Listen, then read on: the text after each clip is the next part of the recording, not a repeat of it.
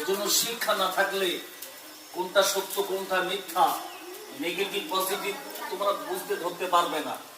বর্তমান যে অবস্থা আমাদের ভারতে, আমাদের তোমাদের এই মুহূর্তে শিক্ষার বিরাট দরকার হয়ে পড়েছে। শিক্ষার ব্যাপারে কেউ যেন কোনো ঘাটতি খামতি রাখবে না।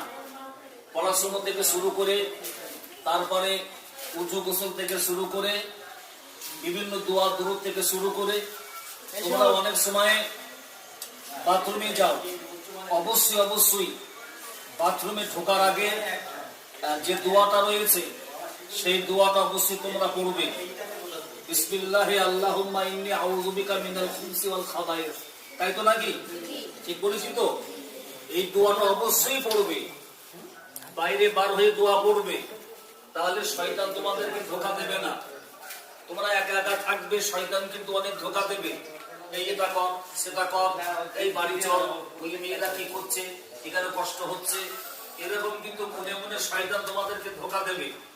অতএব তোমরা সব সময় বেশি বেশি যখন একা একা থাকবে, এমন পরিস্থিতি আসবে, তোমরা লা হাওলা ওয়ালা কুওয়াতা ইল্লা বিল্লাহিল আলিয়্যিল আযীম, লা হাওলাটা বেশি বেশি পড়বে, ঠিক আছে?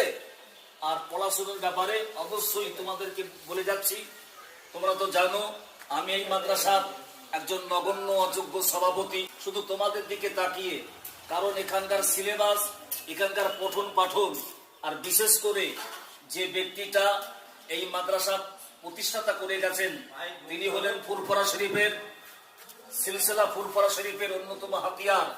এক বাক্যে পশ্চিমবঙ্গের মানুষ তারাকে চিনতেন, জানতেন, এখনো চেনেন, জানেন।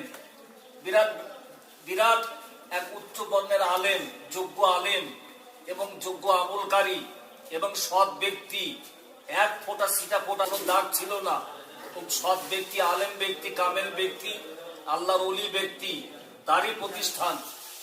জি মোহতারাম মুফতি মাওলানা আলহাজ শহীদুল ইসলাম সাহেব রহমাতুল্লাহ আলাইহি হুজুরের রুহানির দোয়া তোমরা পেতে থাকবে অটোমেটিক্যাল, তোমাদের বলতে হবে না, অটোমেটিক্যাল এখানে আসমানে এখানে পেতে থাকবে।